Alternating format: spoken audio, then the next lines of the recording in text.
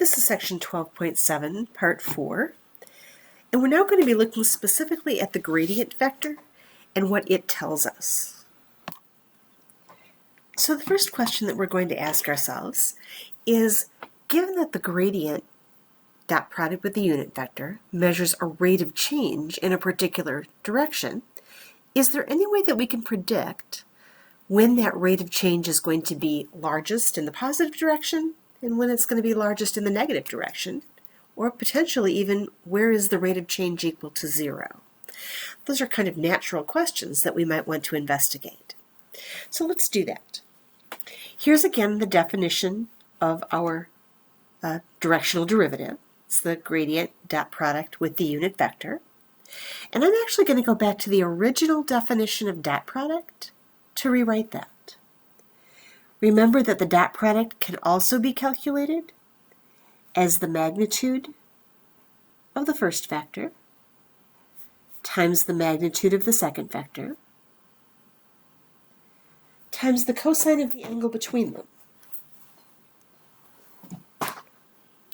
Well, let's see. The magnitude of u we know. U is a unit vector, and so by definition, it has magnitude 1.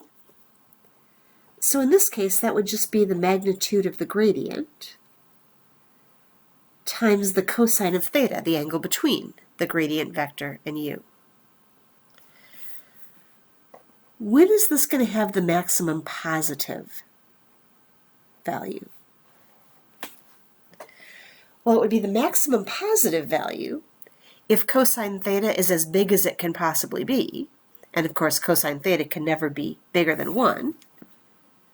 So maximum positive happens when cosine theta equals 1. In that case, we can say two things. First of all, theta, the angle between the gradient vector and u, must be 0 because cosine of 0 is 1. Meaning that the gradient vector and the unit vector are in the same direction.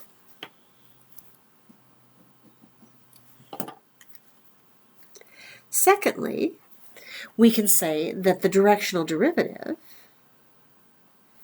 is just equal to the magnitude of the gradient, since cos theta is 1 here.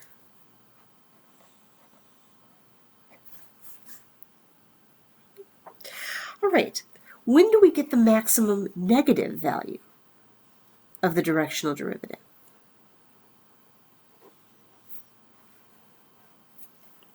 Well, this expression would have its maximum negative value if cos theta is negative 1. That's the smallest cos theta ever can be.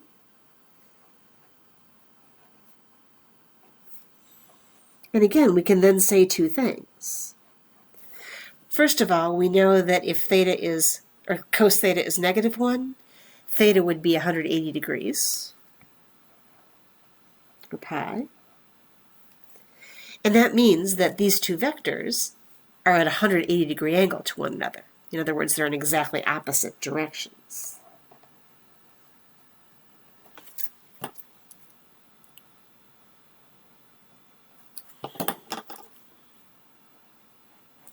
Secondly, we can say that the actual value of the directional derivative, if cos theta is negative 1, would be minus the magnitude of the gradient.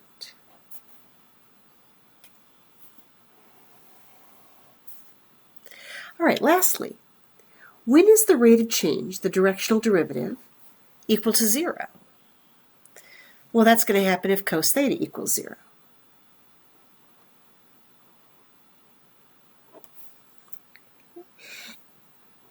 And once again, we can say two things, one of which is kind of a repeat of what we've already said, but we'll do it anyway. Cosine theta of 0 happens when theta is 90 degrees. So what this is telling us is that the angle between the gradient vector and the unit vector is a 90 degree angle. They're perpendicular. And secondly, the value of the directional derivative is 0 We kind of already said that. That's where we started from. But just to make this all fit, we'll put it there as well. All right, so let's summarize that as a theorem on the bottom of this page. We are supposing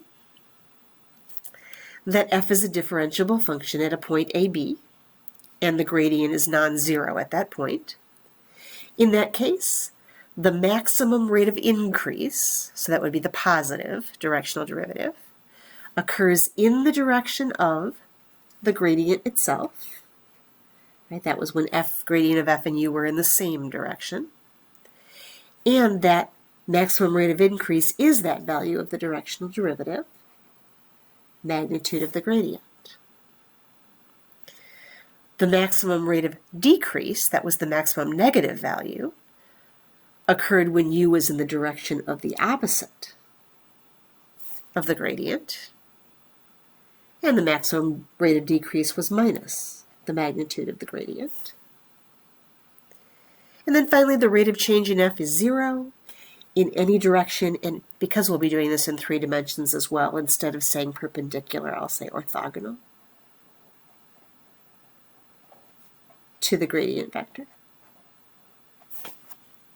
So there's just a quick summary of what we said at the top of the page. All right, I'm going to use this theorem to answer a couple of questions.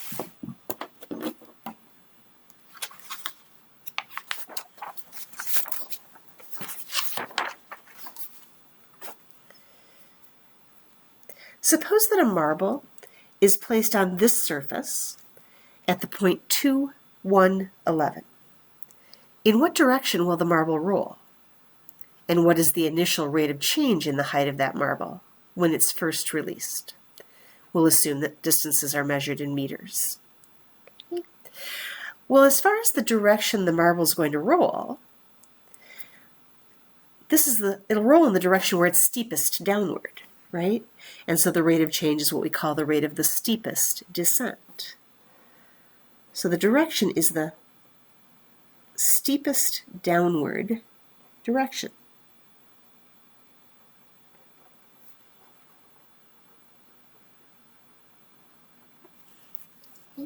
Well, the steepest downward direction is going to be where the directional derivative has its maximum negative value.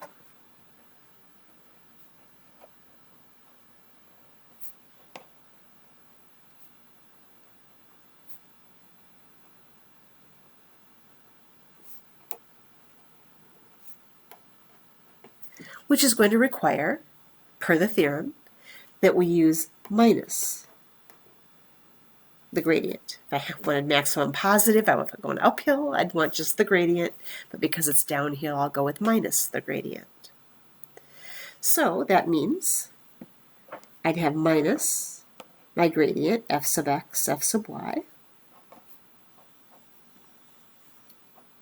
or minus, see, f sub x would be 2x plus 4y, and f sub y would be 4x minus 2y. And if I plug in my point, 2, 1, 11, I really only need the 2 and the 1 because I don't have any z's here. I'm going to get minus, plug in this point, that would be a negative 8 and a negative 6.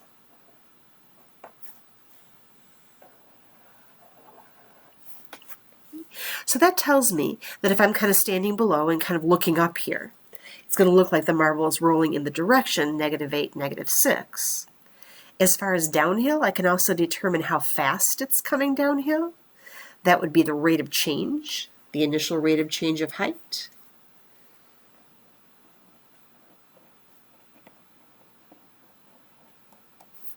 And we know that at this point, again, according to the theorem, that would be minus the magnitude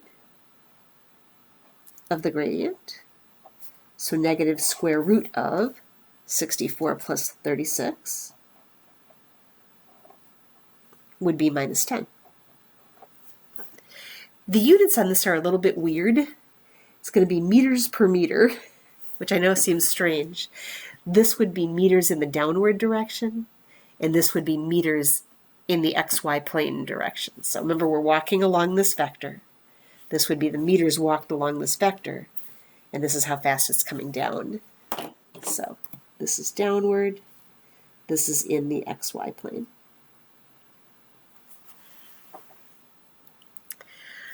All right, let's take a look at example 6.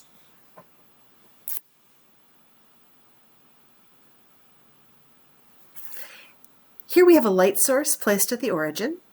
The illumination at any point xy in the plane is given by I of xy, is this exponential function. Here we're told that we're at the point 3, 1, and I'd like to know in what direction should I walk in order to experience the greatest increase in illumination.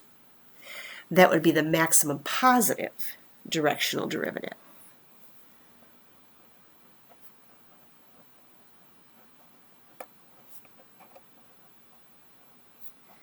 And so the direction I want to walk is the positive gradient this time. So let's see, let's do our gradient. The derivative with respect to x would be e to the negative 0.1, x squared plus y squared, times, what would that be, negative 0.2 x, comma, same thing, e to the negative 0.1, x squared plus y squared, times negative 0.2y.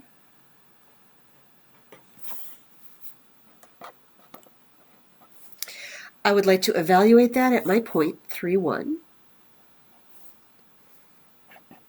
So I'd have e to the negative 0.1 times 9 plus 1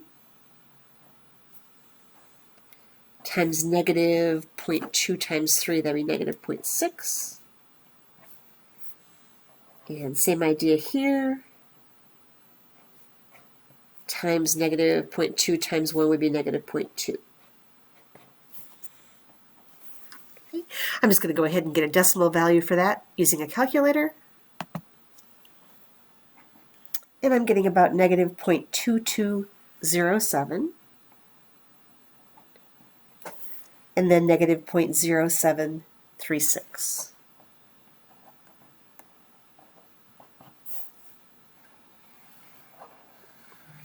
So that's the direction that we'd have to walk in order for the illumination to get, in order for things to get brighter as fast as possible. We also wanted to know what is the rate of change at the instant that we begin to walk. That would be the magnitude of that gradient.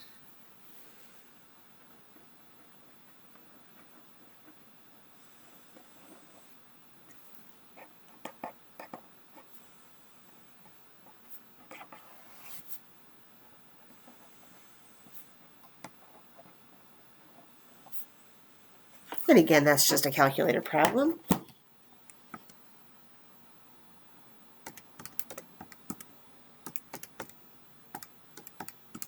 Comes out to about 0.23.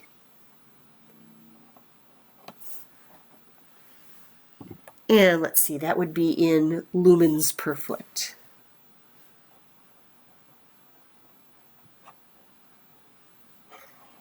So it's getting right at the instant that we begin to walk from our point 3, 1 in this direction. We'll experience an increase in brightness of 0.23 lumens per foot. Part B of this problem,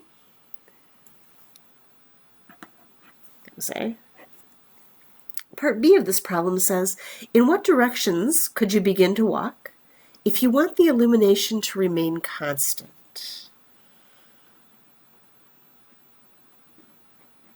So a constant illumination means we want our directional derivative to be 0. Right? This is going to happen in any direction perpendicular to the gradient.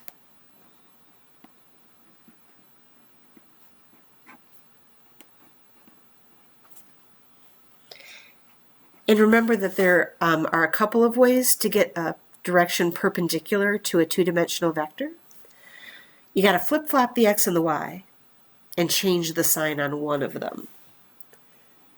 So the two possibilities here, I could go with 0.0736 and then keep the negative 0.2207 the same, or I could keep the negative on the 0.0736 and make the 0.2207 positive. But notice that I did switch the x and the y on both of those. So either of these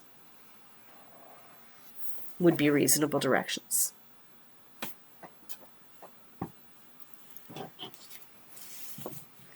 All right, one last question, and I'm actually going to use this as an opportunity for us to take a look at something in Maple. I've got the Maple document already done, so you don't have to watch me type, but we're going to actually do this problem in Maple.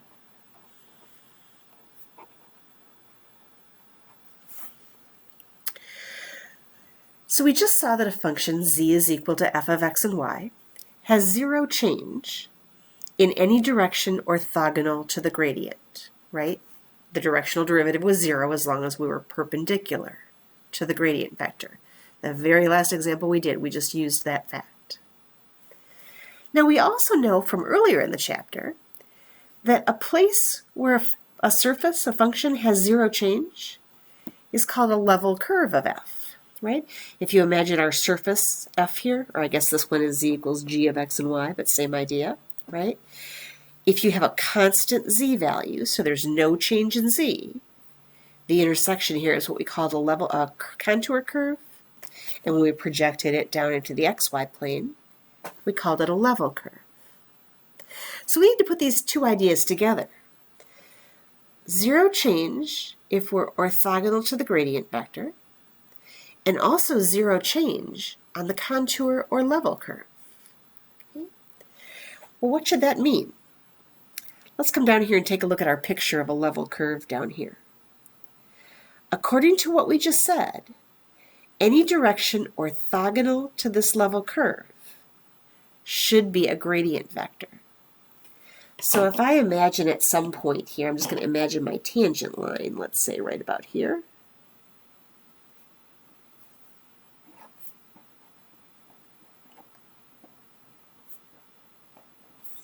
At that particular point, then the gradient vector at that point has to be perpendicular to the curve, or in other words, perpendicular to the tangent line.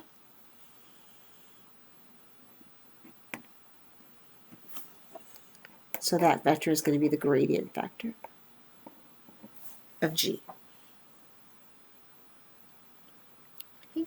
So that's a little bit about the geometry of the gradient.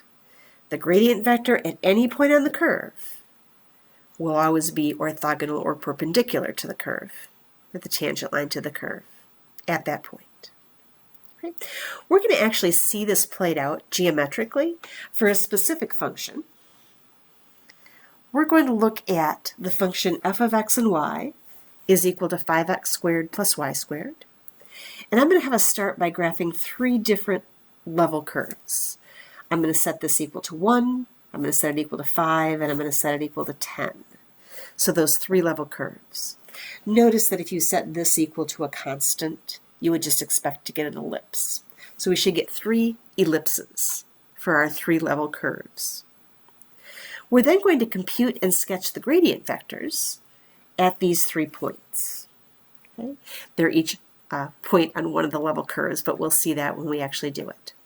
So I'm going to swap over here to Maple and show you the Maple that I used to do this. I will also post this Maple document in your JetNet course, so you'll be able to look at it again later. So here we go. I've done a with plots and a with vector calculus, so that I've got all of my graphing and vector stuff available. And then I just started by defining my function. F is 5x squared plus y squared. And then I defined LC, my level curves, as the implicit plot. And notice I've set my function equal to 1, set my function equal to 5, and set my function equal to 10. The first time I did this, I got a really jerky kind of a curve, so I put 10,000 as my number of points here to get a nice smooth curve. And you see that I do end up with those 3 ellipses for my 3 level curves. Now, I'm going to need to plot the gradient vectors, but I don't want to plot my gradient vectors in standard position. Right? Remember the picture that we drew a moment ago. We want each gradient vector to be plotted at its specific point on the curve. So the next thing that I've done here is I've defined 3 vector spaces. That's down here. Vector space 1 is going to be starting at the point 0, 1. Vector space 2 starts at 1, 0. And vector space 3 starts at 1, square root 5. Those were the 3 points that were given to me where I wanted to draw my gradient vectors. So I've just defined those vector spaces to use when I plot in a few minutes. All right, notice that Maple will do gradients. I've asked Maple for the gradient of f. I have to let it know what variables to differentiate with respect to. So basically this x and this y are just telling it my derivatives are with respect to x and y. And here's the gradient function, 10x, 2y. I then evaluated that gradient at my first point, 0, 1, and I found that the gradient there was 0, 2. Okay. Now I want to plot that vector, but I specifically want to plot that vector in my first vector space. I don't want to plot it as a standard position vector. I want it to start at 0, 1. So notice when I'm defining my first vector for plotting here, v1, I'm plotting the vector in the vector space vs1. Maple notation here, colon negative sign, is the vector 0, 2. It's going to plot it for me, fine, whatever. I don't really care what it looks like right now. I just wanted it defined. I then did the same thing at the other 2 points. I went back and I did another evaluate of item 7 here, which was my gradient. This time at the point 1, 0, and notice that I'm plotting that one in vector space 2. Finally, I evaluated my gradient one last time at 1 square root 5 and got this. And I'm plotting this vector in vector space 3. Finally, I'm going to display them all at once. So I'm displaying my level curves along with along with vector 1, vector 2, and vector 3. And here they all are. You can see those 3 level curves again, the 3 ellipses. And then notice, every gradient vector is plotted at the point on the level curve, and it's perpendicular or orthogonal to the level curve at that point. You have to imagine a little tangent. Oops, sorry. You have to imagine a little tangent vector here, but that would be perpendicular to the tangent in every single case. I don't know if I've got my scaling constrained yet. Let me do that. There we go. It's a little bit better. Now you can really see that if you imagine the tangent right here, this gradient vector would be perpendicular to that tangent. So a couple of interesting things in Maple here. Maple does do gradients. And then secondly, just reviewing a little bit about how to plot vectors starting from any point where you wanted them. And we can see that relationship, that perpendicularity between the level curves and the gradient vectors. All right, that brings us to the end of 12.7.